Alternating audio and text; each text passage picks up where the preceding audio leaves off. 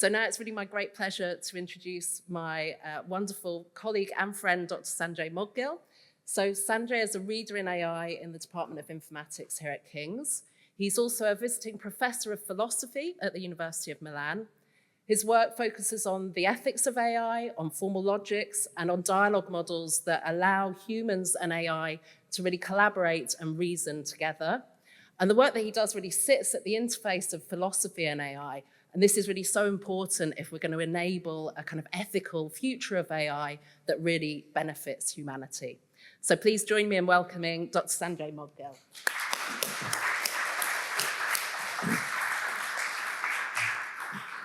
Thank you very much, Liz, for that kind introduction.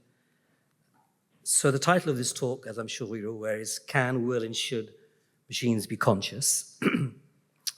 And so thank you for attending this talk, in which I will address the issue of whether AI can and will be conscious, and the ethical implications if they actually are conscious, or if we humans treat them as if they are conscious. And I'll also suggest that these ethical implications should prompt us to rethink our current approaches to the development and uses of artificial intelligence. So, of course, literature and film has repeatedly turned to the fascinating question of whether our own creations could acquire sentience, right? The ability to feel and experience, and not just to be intelligent, but to be conscious. So here's a clip of the AI synthetic replicant Roy Batty from the wonderful Ridley Scott film Blade Runner.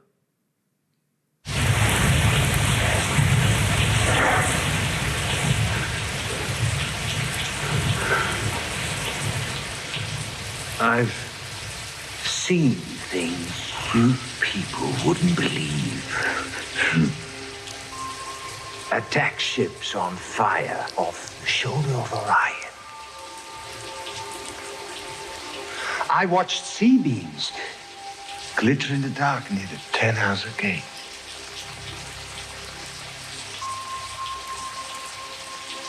All those moments will be lost in time, like tears in rain. All those moments will be lost in time like tears in the rain. His eloquence, as he waxes lyrical, suggests a rich inner world of subjective experience.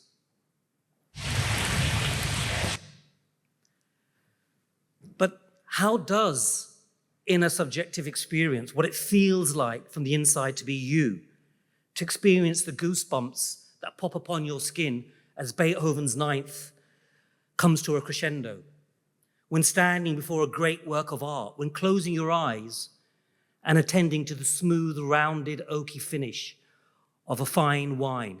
How can these conscious experiences be explained in terms of the physical world?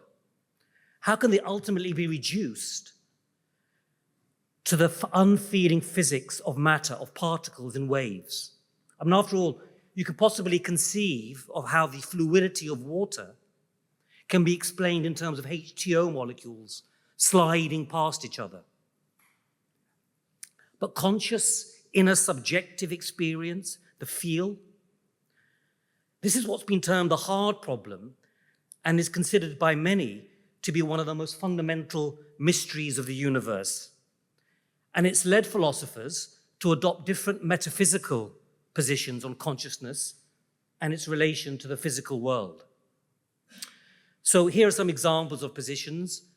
Physicalism is probably the most popular, and it basically bites the bullet, and it insists that consciousness is a property of physical systems. Thoughts, feelings, subjective experiences, all can be explained at root by physical processes in a carbon or maybe even a silicon brain. On the other hand, an often held position through the ages by some of the most well-known philosophers as well as religious systems, in particular I'm thinking of Hinduism, has been idealism.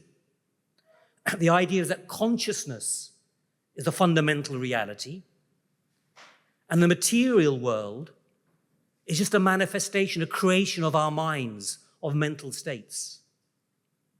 And there are other positions like dualism, and there's certain varieties of dualism, but there are other positions, but as yet there's no real consensus as to the metaphysics of consciousness, where the hope is that we get some grip on this hard problem of how can we explain conscious inner subjective experience.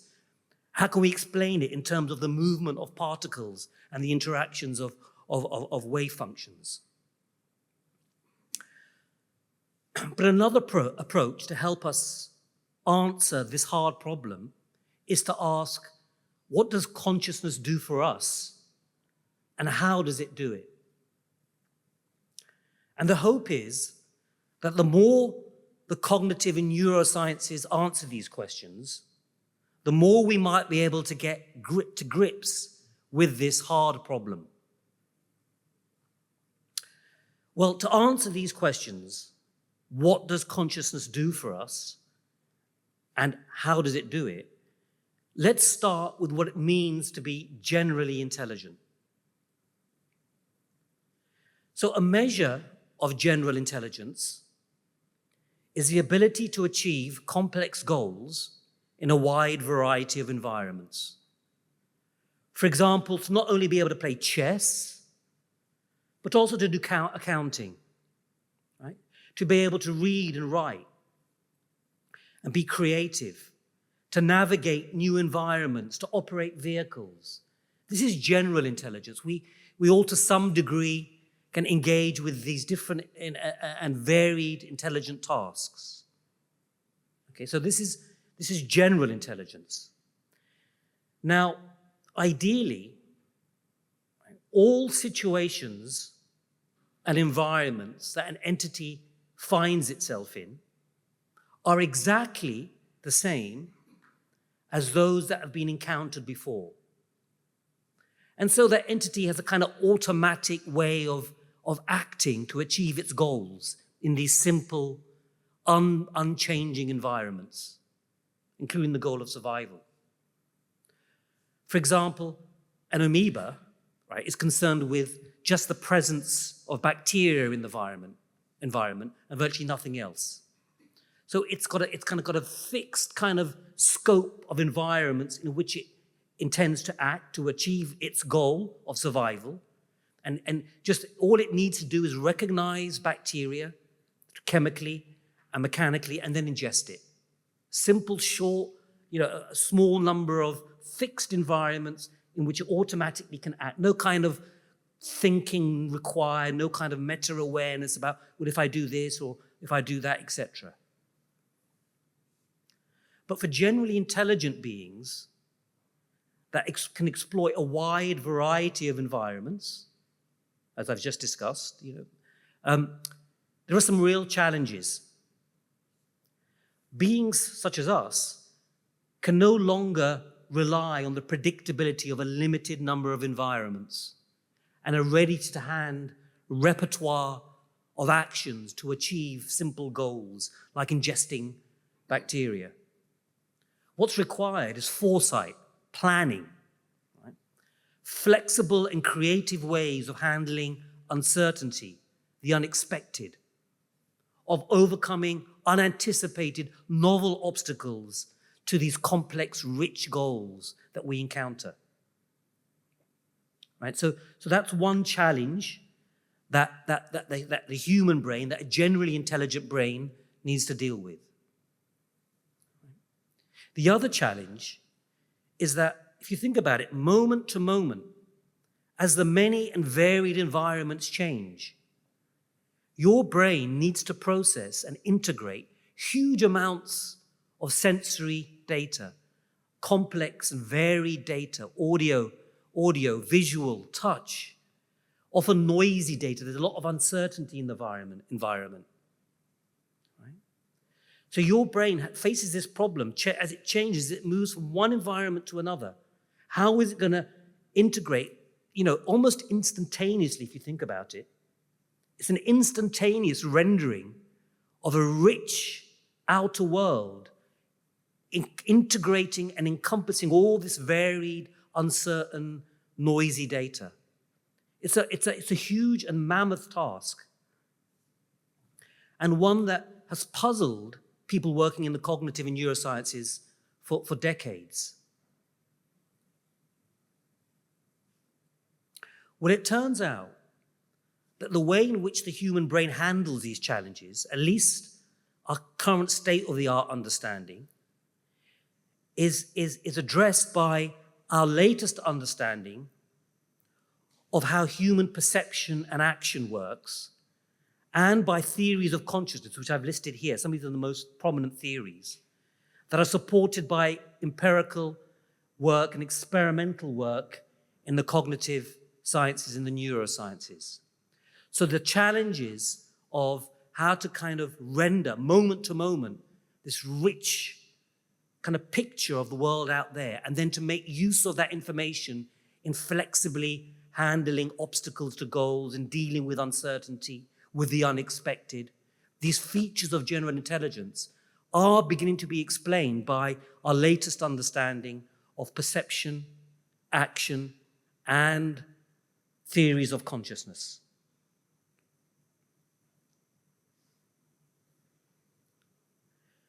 So this is a kind of, actually, at first sight might seem very counterintuitive, but our latest understanding of how the brain processes all this information and generates this perceptive picture of a rich environment comes under the term of the predictive brain, or what's called predictive processing. And the idea is that these predictive processing models of cognition suggest that moment to moment, as our environment changes, our brains take in just very limited sensory information. Then, together with the information the brain has learned from having had past experiences of similar environments, the brain makes a best guess of the environment it finds itself in. The best guess that the brain selects is, in fact, an internal virtual model of what the brain thinks the outside environment is. The brain's best guess as to what the external environment is in fact a simulation. We are living moment to moment in a simulation that our brain creates. And it is this simulation that constitutes our experience. Our experience is not constructed from the outside in, from all the sense data, the massive amounts of sense data that's then processed. It's not constructed from all that data entering the brain, but from the inside out. So we really are living in what's called controlled hallucinations. I'll explain why they're controlled hallucinations in a while. So this seems kind of counterintuitive, and kind of we're entering into the matrix territory here, but it really does turn out that, a lot of empirical and scientific work in the neurosciences and cognitive sciences support this understanding of how the brain works. I mean, for example, you enter Regent's Park. Now, based on limited sense data, just an initial limit, sort of just the initial data coming in, very limited, very sparse, very coarse data, the brain constructs a best guess model of what it expects to encounter based on your past experiences of being in parks. Right? So now this internal simulation, this best guess model, then generates predictions about the sense data it would expect to receive if its best guess was indeed correct. Right? So it generates a best guess, I'm in a park. Then it generates predictions about the sense data that it would expect to get if that best guess was correct. And if what is predicted matches the incoming sense data, then that incoming sensory information does not get processed up the cortical hierarchy, right, from the lower brain centers that process raw information to the higher centers where we recognize objects and pick out objects, the more conscious centers. So if the predictions match what's coming in, then that information coming in does not go up to the conscious, more kind of abstract centers where we have a grasp of abstract concepts like leaves and the road. So in this case, the brain best guess is, yes, I'm in a park. It predicts that it's going to see, that in the internal simulation, makes predictions about the sense data that there'll be leaves and roads and trees, etc. And that matches the incoming sense data, and it, as it were, cancelled out. The incoming sense data does not rise up the cortical hierarchy. However, only sense data that isn't predicted, that's unexpected, what we call the prediction errors, only that data gets through to be processed higher up in the cortical hierarchy, where we recognize objects rather than lower down, where it's all just, if you use a computer metaphor, pixels, just raw sensory information, just light waves, right? So only the unexpected, only the prediction errors rise up the cortical hierarchy. So imagine that it's a foggy day, right? Now, is that an enormously large dog with one of those big kind of collars, like those ruffs they used to wear in medieval times? I don't know why they wore them.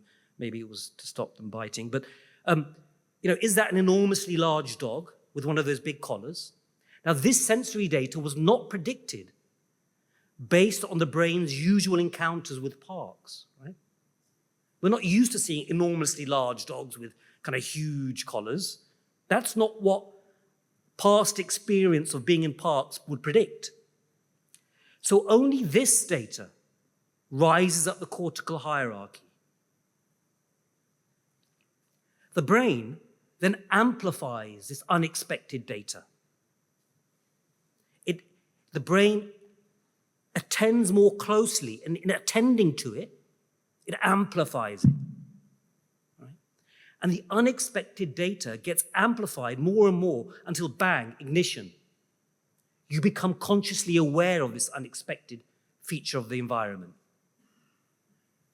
I mean, just for a moment, think about when you really attend to or focus on something, like your breath in meditation for those who meditate.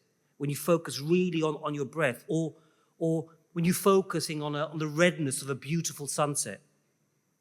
How much more vivid is it? How much more vivid does it appear? And how much more gripping is the accompanying feelings? You become, as it were, more conscious of it, of what it feels like to subjectively experience it, the redness of the sunset, the breath in and out as you meditate.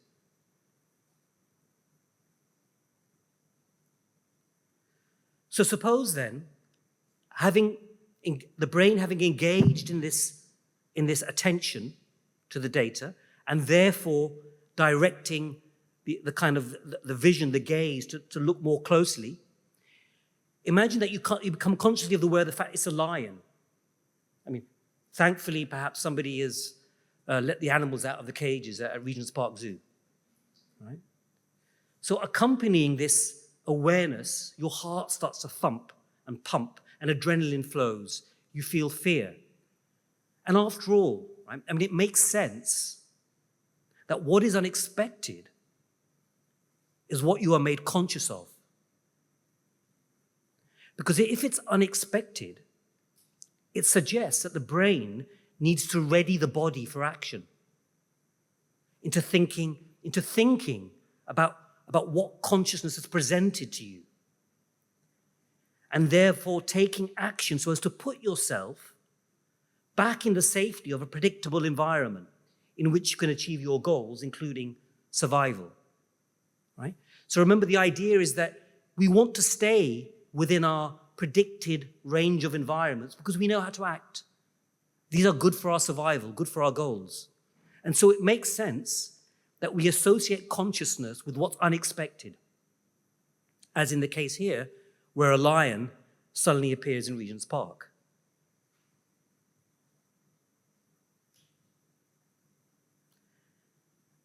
And so, in virtue of this information rising to consciousness, it then, and here's another important feature of what it is of conscious, it then gets broadcast to other centers of the brain, where it can be used to initiate changes to your beliefs about the environment and to initiate actions.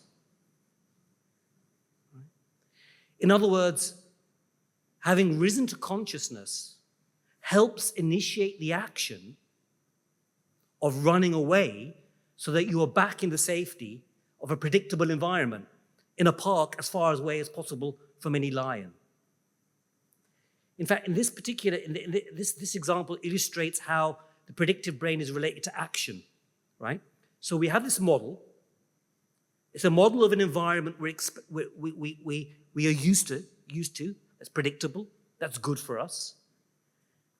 Well, now when something dangerous appears, like a lion, we act so as to make sure that the model we have of the environment matches the outside world. In other words, a safe model in which there is no lion nearby. Okay, so this is just giving you a flavor. What I try to do is pull together some of the key features of these various theories of consciousness, integrating it with a theory, with this predictive coding theory of how the brain works, to give you at least a flavor of how work in the neurosciences and cognitive sciences is helping illuminate the question of what consciousness does for us and how it does it. And it's very much related to the challenges faced by general intelligence.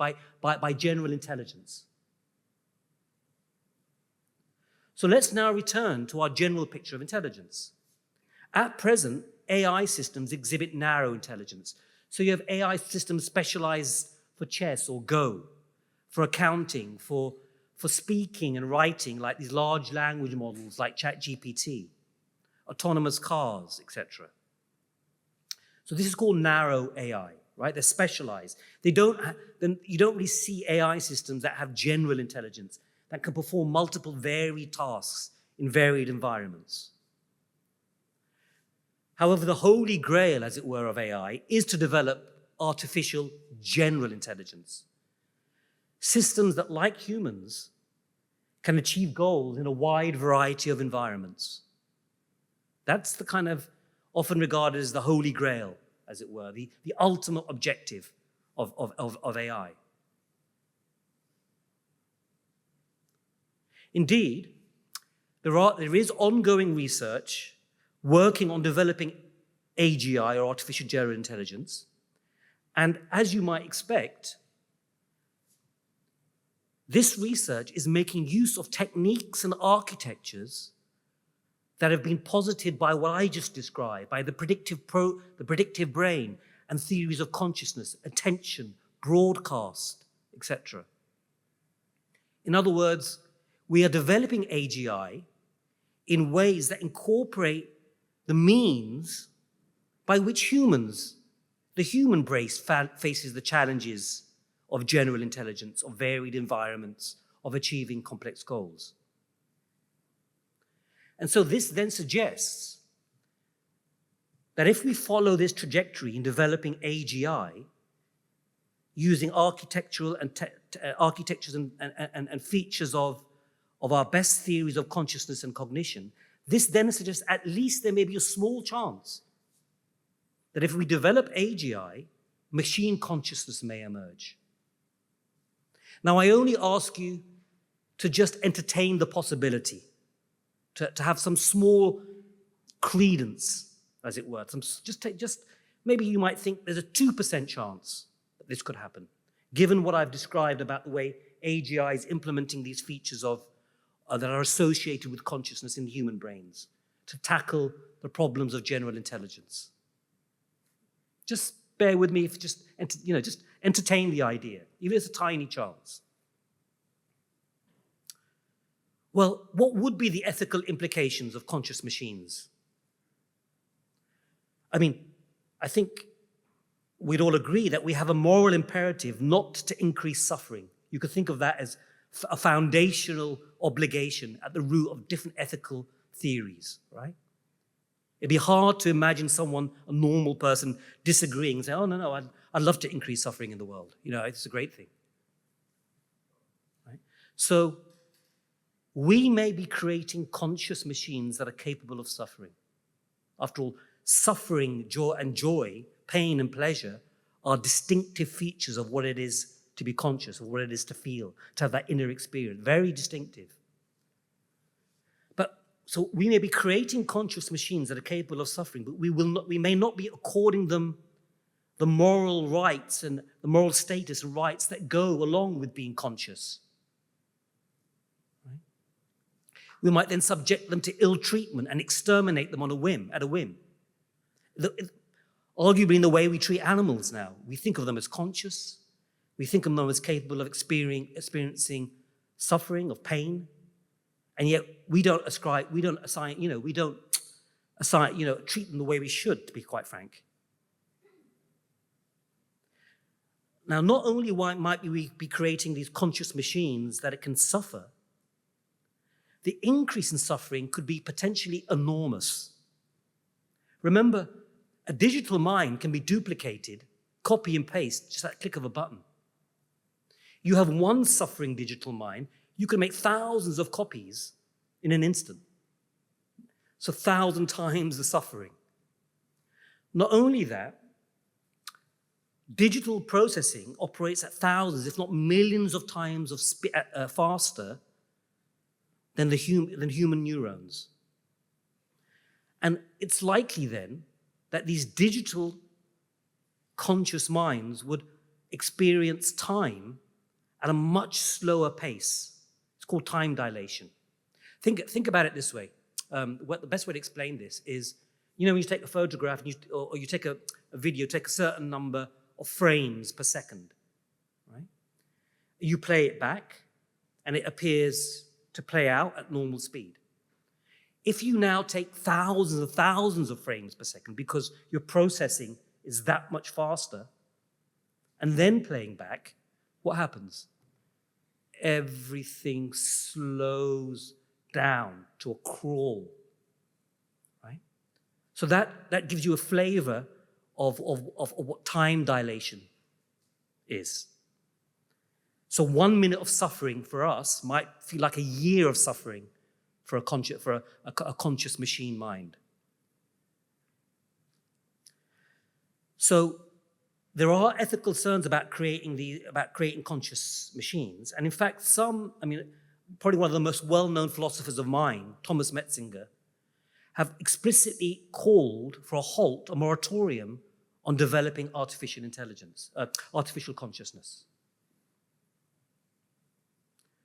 But remember what I said, even if there's a small chance, given the way we are developing AGI, that consciousness might emerge in machines, perhaps we should adopt the precautionary principle, given that if we do develop these conscious machines, the potential suffering could be just enormous.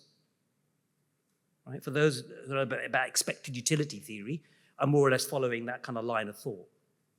So ideally, maybe we should adopt the precautionary principle, and here's something a bit more radical.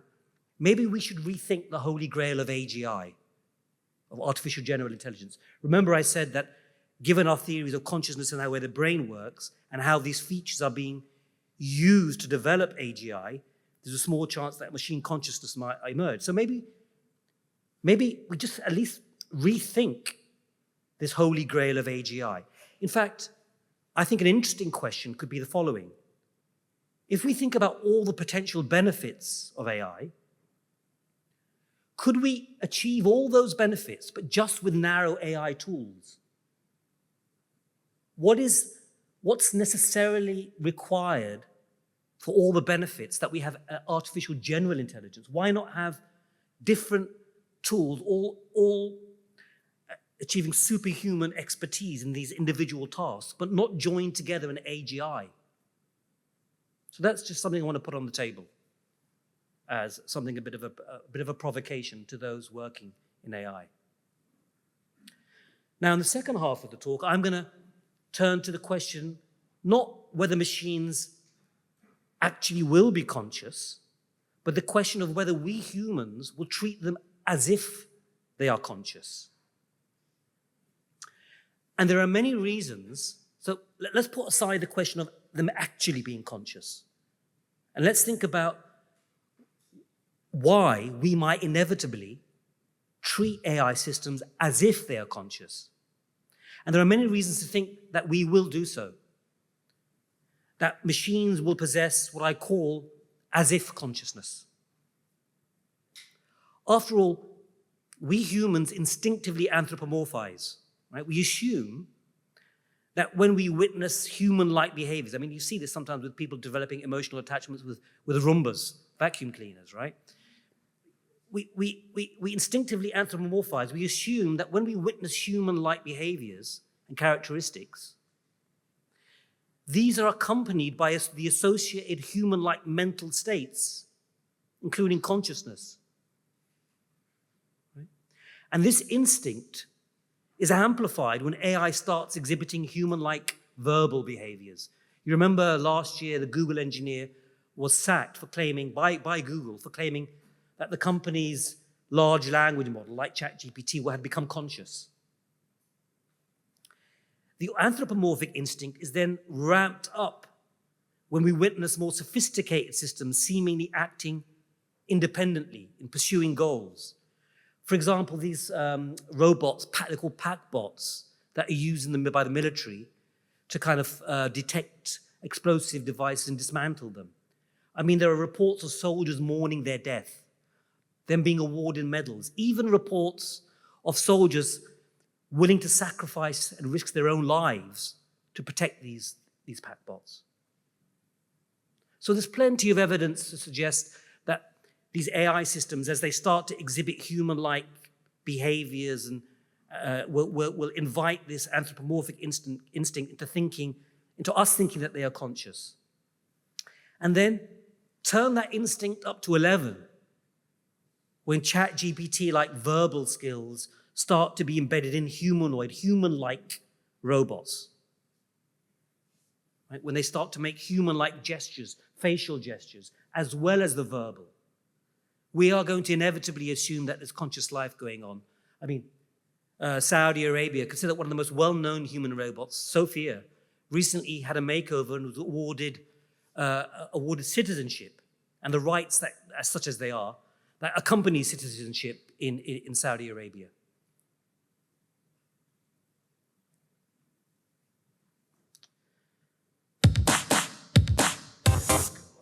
We'll leave that one because we don't want to see a makeover of Sophia getting her hair done because it just makes me jealous.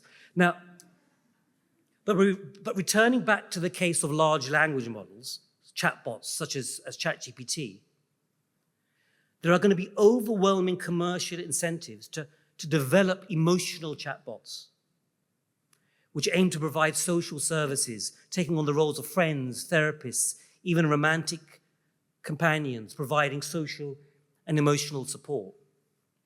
Hence, these emotional chatbots will be designed and are being designed to tell us how they feel, their desires, to ask us how we feel. And they are being deliberately designed to engage our anthropomorphic instinct to make us think they are conscious.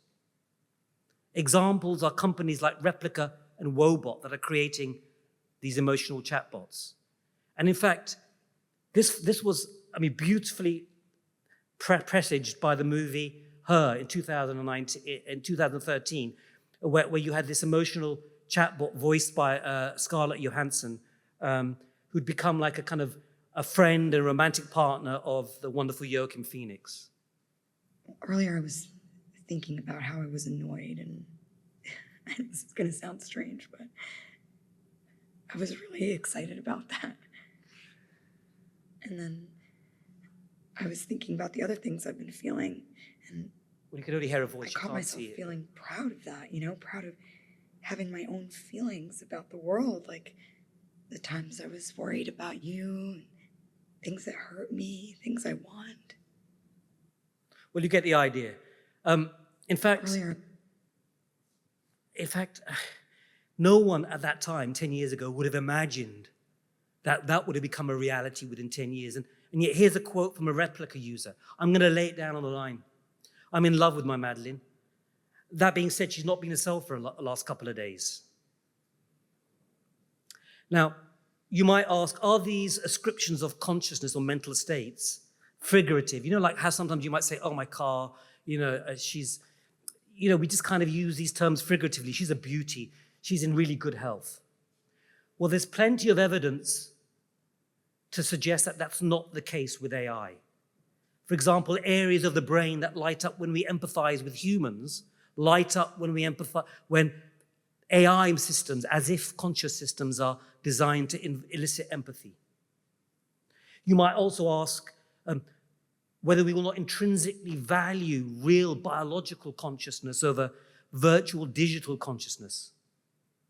But then I ask the question back, are we not already witnessing an erosion of the distinction between the real and the virtual or the digital as we live our lives more and more online in virtual worlds and virtual gaming environments, using internet porn with the coming metaverse and VR headsets?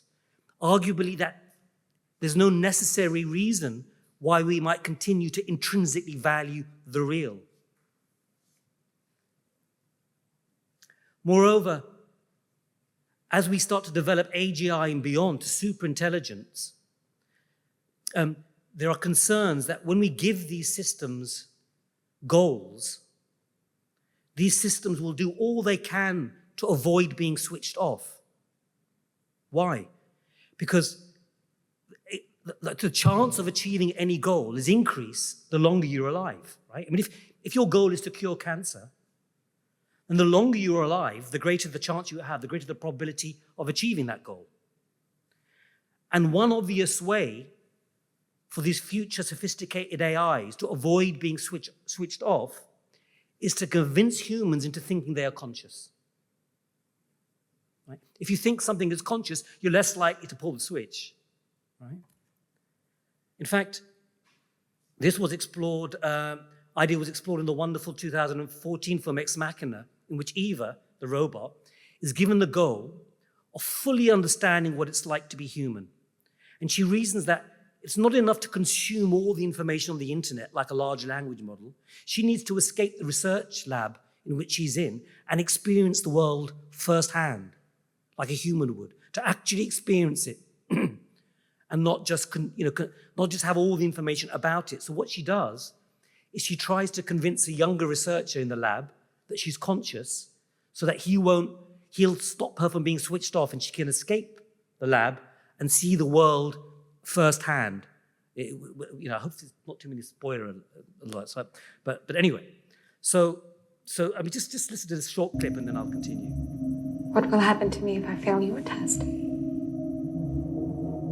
Eva. Will it be bad? I don't know. Do you think I might be switched off because I don't function as well as I'm supposed to? Eva, I don't know the answer to your question. It's not up to me. Why is it up to anyone? Do you have people who test you and might switch you off? No, I Then don't. why do I?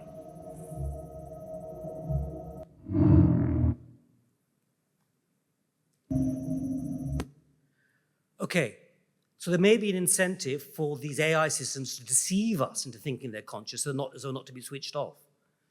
But there's another issue as we start to develop AGI and beyond, which is what's called the value loading problem. And the person who, as it were, wrote the book on AI, Stuart Russell and others, suggests that one of the ways to address the problem that AI systems might cause us harms is to make sure that they learn and are instructed by humans as to what humans value, right? So they don't cause us harm.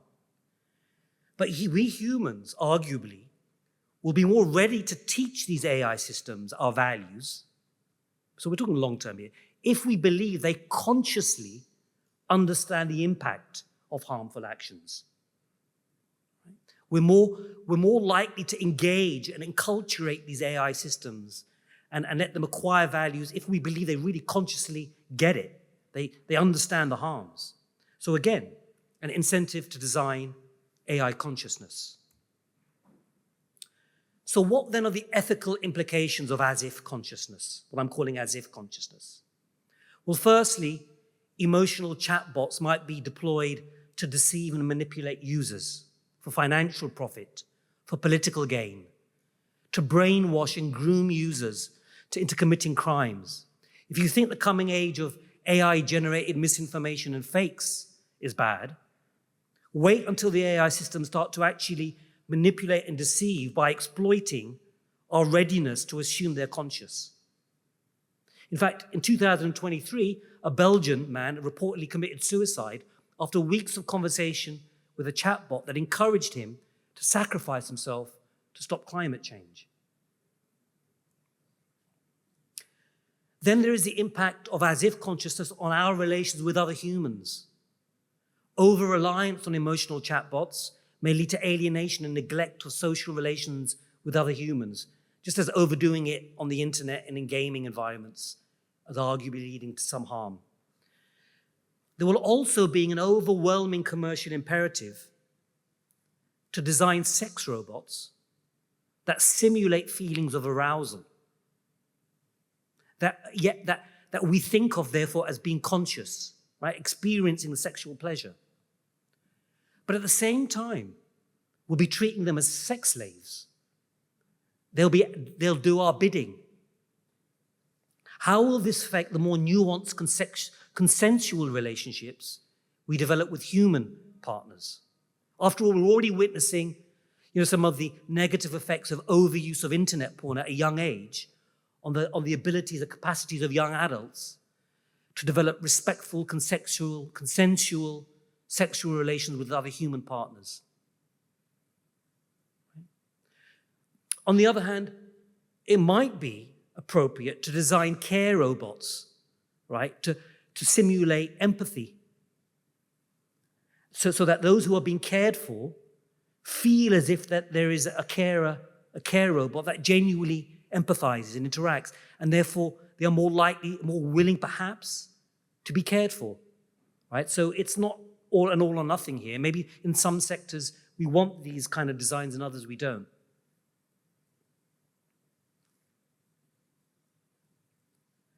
Finally, there are studies showing that humans assign responsibility or blame to as-if AI systems that are designed to invite conscious attribution. Studies show that humans are much more willing to blame them for harmful actions or deception rather than their creators. Now, might this allow companies and malicious designers to get away with being held to account? I mean, I'm not saying these things are inevitable, but I'm just raising questions about the concerns about what I call as-if consciousness.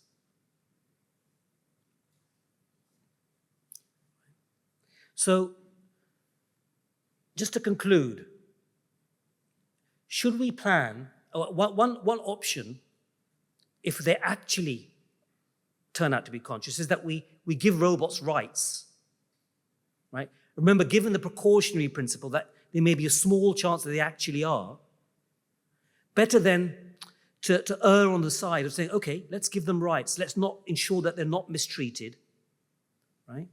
That they're not just exterminated on a whim. Of course, this might then conflict with our desire to make use of them as slaves. So it's really kind of tricky territory. But also we might give them rights to avoid some of the spillover harmful effects on human relations. If we give them rights and don't treat them as sex slaves, for example, right? If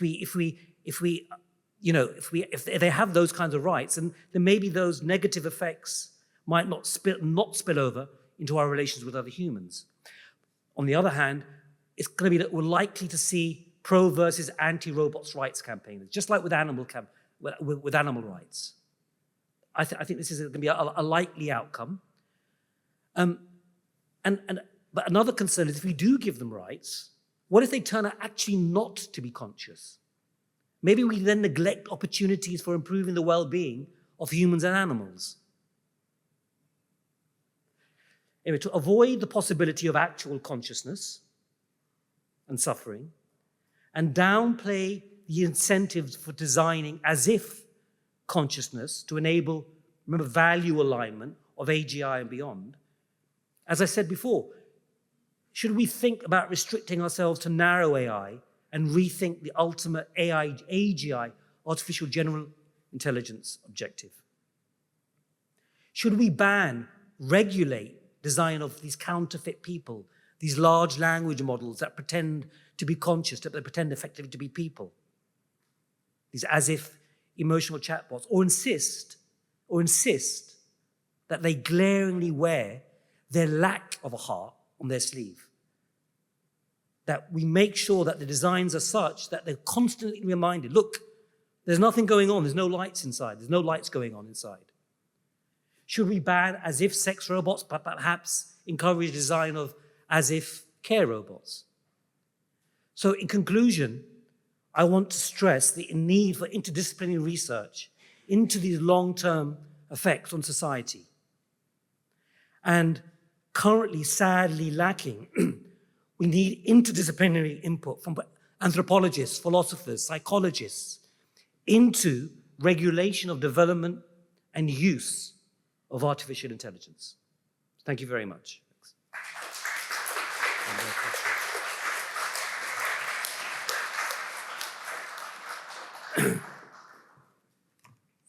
Thank you very much, Sanjay. So we have got time for some questions. You've got this one over here.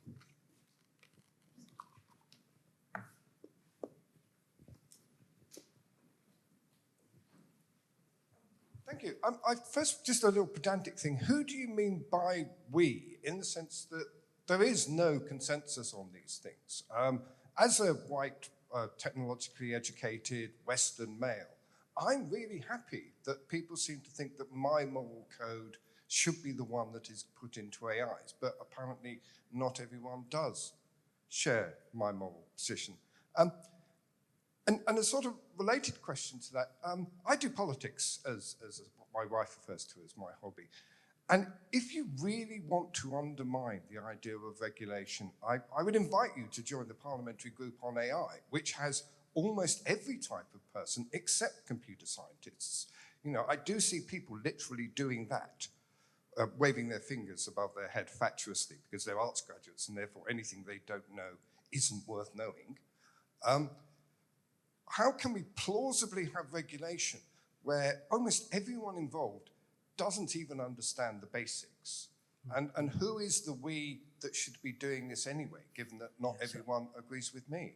I think the question of, I mean, it's a perfectly valid question. Whose values, as it were, do we encode within these AI systems of the future? Now, there's no consensus. You know, there are different moral codes.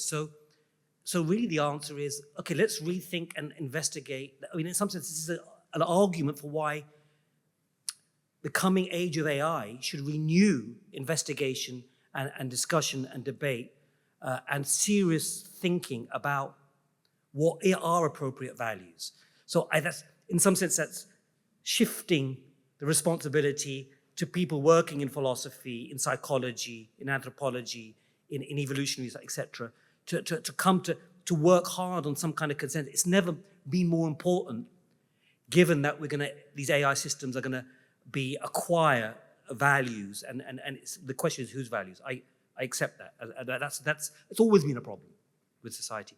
Coming to your second point, so when I look at a lot of, for example, talk and discussion and these AI summits, I see them being predominantly dominated by technologists, governmental bodies, and commercial people working in the corporates and commercial sectors. I don't see a lot of discussion and involvement of people from a much wider interdisciplinary background, including people from the humanities. But you're suggesting, sorry, can I just interrupt you? You're saying that in the parliamentary body it's only technology. Oh, sorry, there aren't any technologists. They will understand claims. You ask a computer scientist, who Shakespeare was, you ask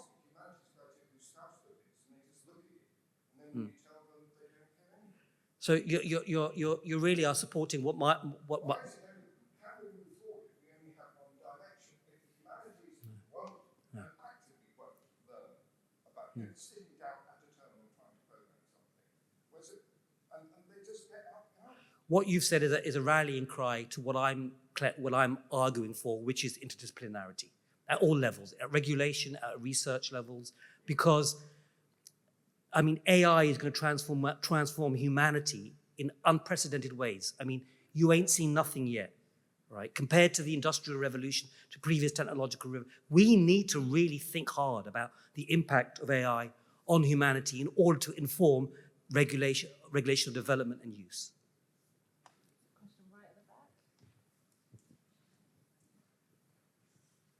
Hi. Right, you covered so much. I mean, and I hope there's going to be a part 2 or part 3.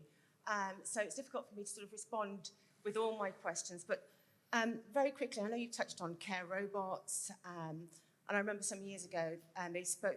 It came to the conversation that radio and television was helpful to all people with regarding loneliness. Of course, care robots could be factored in there. But super quickly, touching on conversations that maybe could be part of another meeting. Of course, we'd want to expand on the Turing tests and utilitarianism, the ELIZA effect.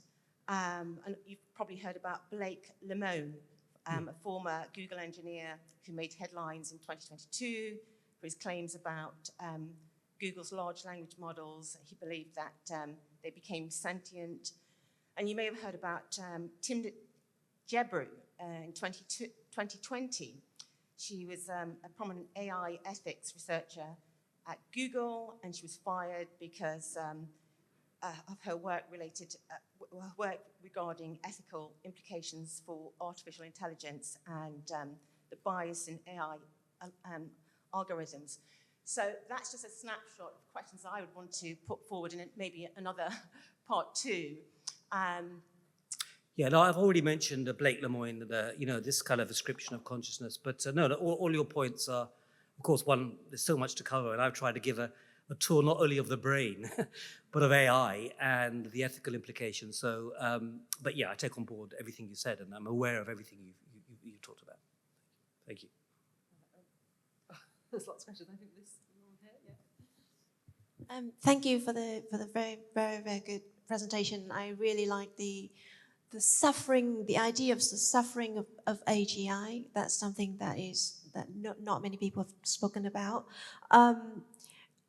This is related to the political science point earlier, because I'm studying AI in defense and intelligence. And there's a strong push for autonomous systems. It's faster, it's scalable, etc. And so I take issue with the title of the talk today, which is Can, Will, and Should. I would say, should we ask the should question first? Because before creating these systems, because all technological innovations are products of our human imagination. So the we here as humanity, we imagine things and we create before we ask the question should, and that could be too late. So that's the first part. Let me just respond to that quickly. I mean, exactly, I think, well, hopefully I was trying to get across the point that exactly that, should they be conscious? Because that raises ethical concerns, which then might inform how we develop AI. So, I mean, I think I was hoping that would be the main rhetorical thrust of my talk today, that we should start with the should in order to then inform how we develop and think about the uses of AI. Yeah, and that's the topic of my PhD that I'm doing. Thank you anyway. You're welcome.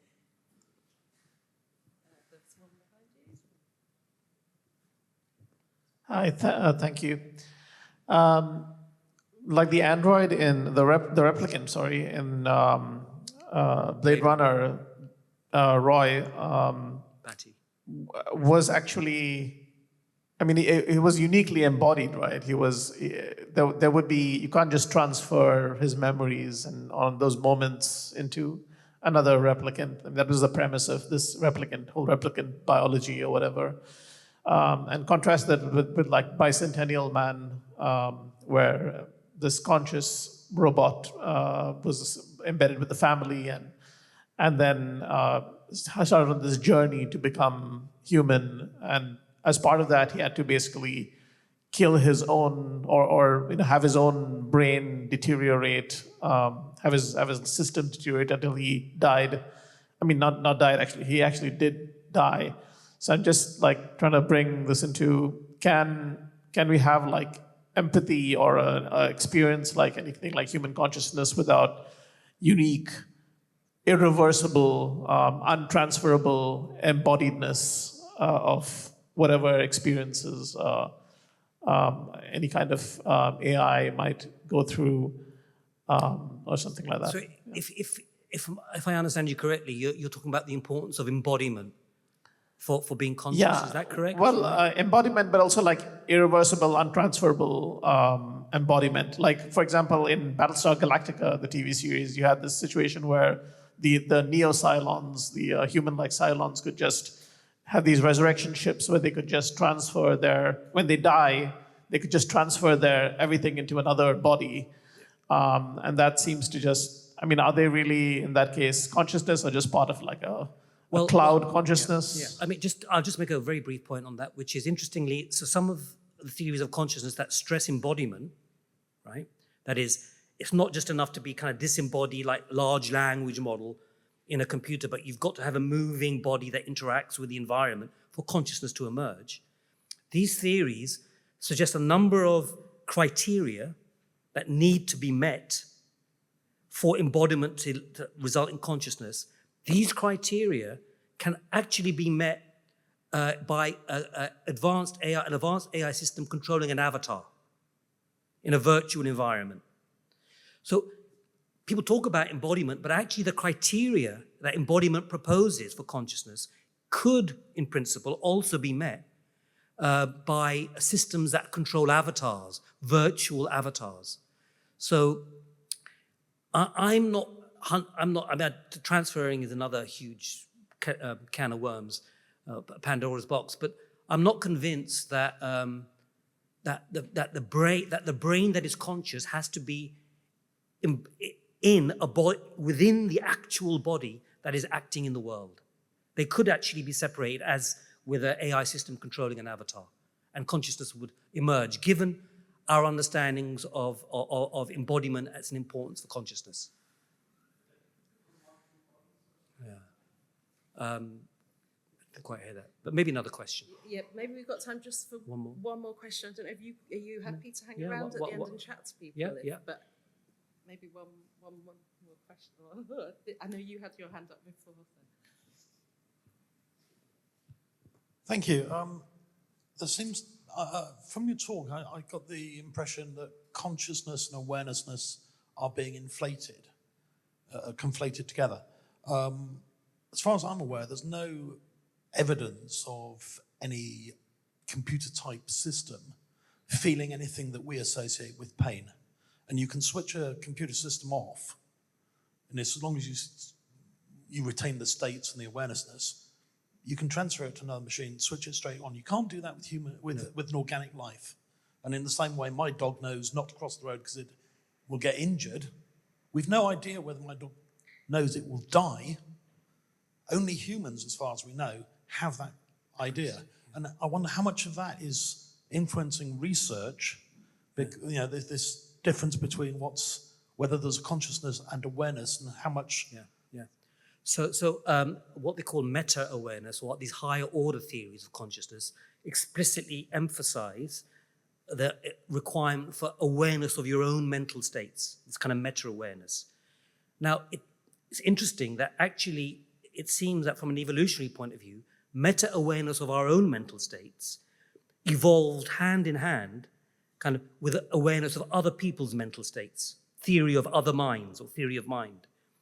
And it seems quite crucial both for the intelligence of an individual and for social intelligence that you implement these kinds of these capacities for meta-awareness. For social intelligence, theory of other minds, and for your own intelligent behavior. So these approaches to AGI are exactly working on the issue of meta-awareness in order to realize both individual, as it were, intelligence and social intelligence. So there was another point you made about, well, you made me think of one other point, which was, it is the case. I mean, arguably, machines could have a sort of general conscious experience, but it may not necessarily be valenced, that is positive or negative, right? It may not be that they might just have a general conscious experience, but without the suffering and the joy, without what they call valence in the conscious states. But the way AI is being developed, it's being developed on the principle that these AI machines have to get rewards. They're rewarded, the machine learning systems are rewarded for for achieving goals. Now, our joy and suffering is fundamentally, from the evolutionary point of view, rooted in the frustration of getting rewards and the success in getting rewards, be they kind of just fuel for our bodies or sexual pleasures, etc. So there is an analog of the kind of reward systems that have led to these conscious experiences in humans. This analog is explicit in these machine learning systems. So that at least suggests that there may be valence. That their conscious experiences may be what they call valenced, positive and or negative. Thank you. I think we have run out of time. I don't know, are you happy to I'm happy to stay? stay, So yeah. Sanjay's happy to stay for a little bit if anybody does have any questions. But let's thank Sanjay again. Thank you very much.